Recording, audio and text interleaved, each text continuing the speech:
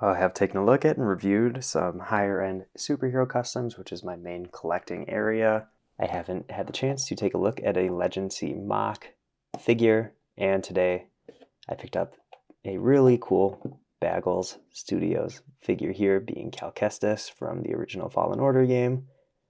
And this is one of those figures that I've had my eye on for a while, but missed out on it when I had the original pre-order. I got the version of it here with the expansion pack. It is slightly incomplete, but I'm still very excited to take a look at this, so let's get a look at that packaging first. It features a really nice plastic case, which is pretty unusual for companies. As you saw earlier, it does have the same packaging as the Minifigures. The foam has a special cutout to fit all of the individual parts that were included in this, and a metal card in the back. Something nice about this is that it is going to be pretty hard to damage things on the inside. Some of the parts are a bit loose, which is a little necessary for getting them in and out. You don't want them to be too tight. On top here, you have your BD droid in a plastic bag, and Cal as well. And we have all the little things in here that I'll quick lay out. And here is everything included. In my version of the figure, I am missing one poncho, then also the neck bracket for the droid. Included with the base figure was the figure, and then the one lightsaber hilt right there. Something cool about the expansion pack ones, though, are that they have magnets on the bottom, so you can combine them to have a dual-sided lightsaber. I think that is a very cool and smart feature. And we'll take a better look at this in a bit, but this droid also has some nice articulation. It's kind of fun. You get two of the identical cards here for the Exiled Scrapper, which is the code name basically for Kestis. I'm very excited to take a look at this in more detail, so let's go ahead and get this on the stand. Starting off looking at Cal, we'll just include what was put into the base figure, being the custom molded lightsaber here, one blade, and custom molded hairpiece. Even better than those cool parts are the amazing levels of detail on this figure. Just crazy to me. One negative controversy about the figure, though, is that these legs, you can see that they're not quite black or dark bluish gray or anything like that. They are their own color. They did that by printing that pretty metallic black onto the legs, but because of the added thickness for the ink, the legs on this were actually basically recalled, where they redid them to actually allow for movement without damaging them. The way that they are right now, they're very stiff, and there's a chance of actually scraping the ink off of the legs. But, you know, for an expensive figure like this, for the most part, people are just going to put them in a case for display. You're not really going to have to worry about that. I'll just move the legs the one time here. You can see on the inside, there is no extra print. So the wraparound is just on the outside edges, which is actually a bit surprising for a figure like this with the level of printing it does have. But I guess you had to cut some cost somewhere to keep the price down. You can see, though, on the arms, there's some nice wraparound with that wristband having printing on the inside of the arm. And same goes for the other side, where it has the extra bit of glove there. One thing I noticed, though, about the figure is that the head is actually really loose on there.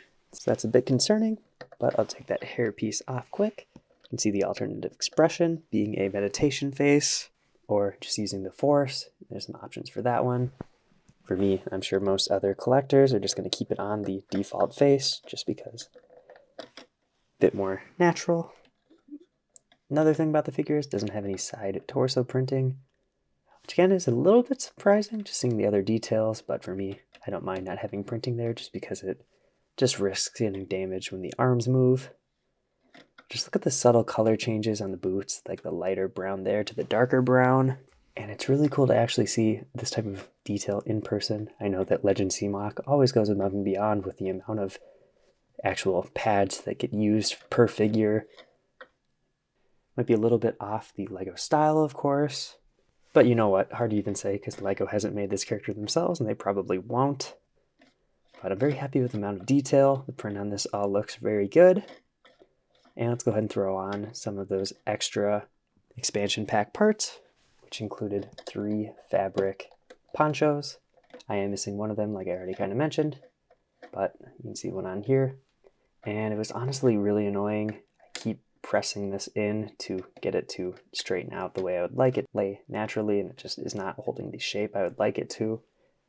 So Would have been nice if they were serrated in some way or just made it a little bit easier to fold them, but the printing on there is nice, looks pretty good, and you can see right here, when it was tipping over, they did include a double-sided lightsaber here that is held together by magnets, and it's kind of nice to get that extra lightsaber hilt basically, because you could split them apart and have it in both of his hands.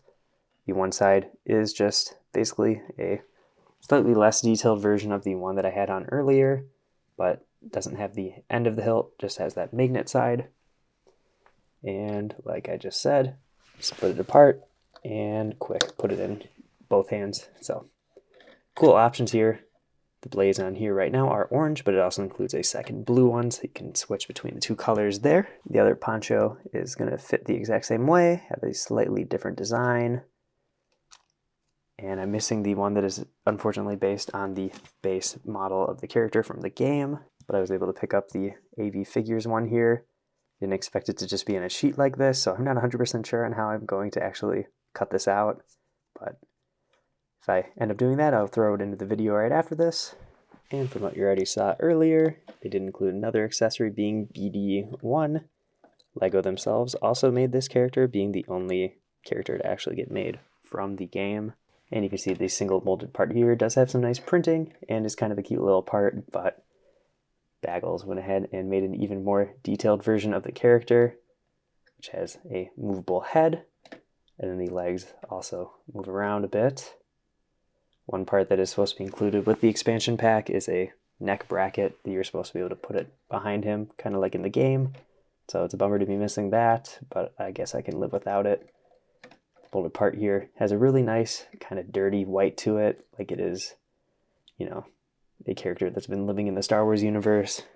Another great accessory, you know, this works too if you didn't get the expansion pack, but blown away by this figure, especially as it is my first Baggles Star Wars minifigure, and really makes me excited for the ones I have on pre-order to get those as well and compare them all. With all that being said, let's go on to the comparisons and the final verdict. But before that, like I promised, here's that AV Figs trench coat here, expertly cut out by my girlfriend and immediately broken by me. That little strap that connects the, what I believe is supposed to be the hood here, needs to be put under the arm, and me being an idiot, tried just twisting the arm over the strap, and it just ripped because it is such a thin connection. So that sucks. That might be bad product design, honestly, but could be user error on my part as well.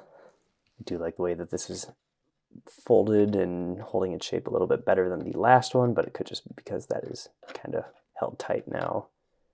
Has some extra detailing with some dirt, since the character would be roaming the Star Wars world, getting a little bit of mud here and there. Makes sense. And it's a good alternative. I'll have to figure out a way to like either glue this or tape it or something. He's a survivor. I'm sure his stuff will get broken a little bit, so it kind of fits in the universe of the character. But another good option, and a little bit of a PSA for taking care of that part. While I unfortunately don't have very many custom Star Wars minifigures to compare this to, especially ones on the level of detail as Cal, it is pretty easy to look at this and just say it is a very well done figure with some really great molded accessories, especially with the expansion pack. Getting all those ponchos is also a great little bit of extra detail. Looking at the BD droids, you know, if you don't get the expansion pack and just get the base figure, the LEGO version is still going to look pretty good next to this.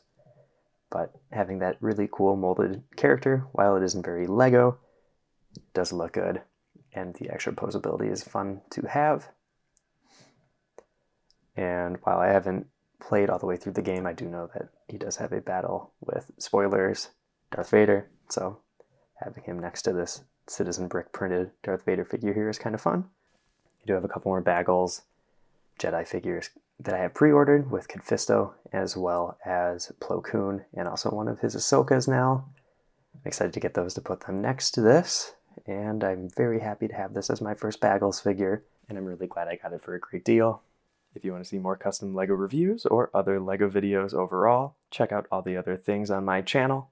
I've been Brick Rowdy Up, and I'll see you in the next video.